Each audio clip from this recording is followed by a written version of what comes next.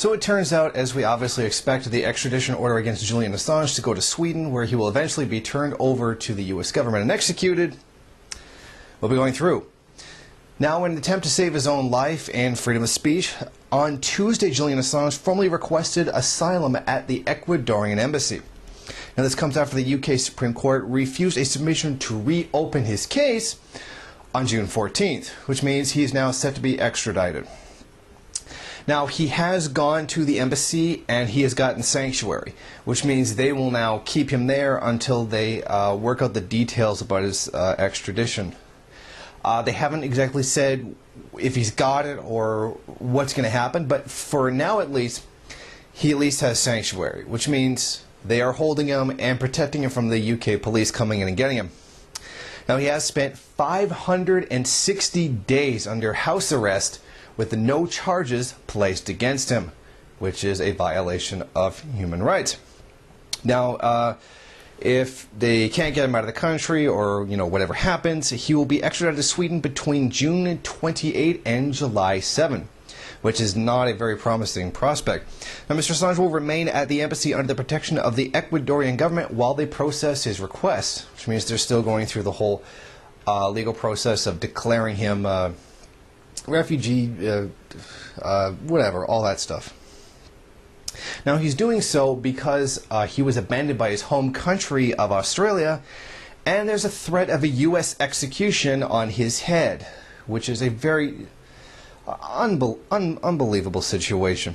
Now, he was offered asylum on November 2010 by Vice Chancellor of Ecuador, Quinto Lucas. Later, Ecuadorian President Rafael Correa offered it earlier this May. Now, the UK police have already issued a warrant for his arrest under the Bail Act because he was supposed to remain under house arrest, and he did leave his house going to the Ecuadorian embassy, which would be violating his house arrest. So already they've tried to go and get him because he went to the Ecuadorian embassy because he's not supposed to leave his house. So the UK government got something on him that they want to use.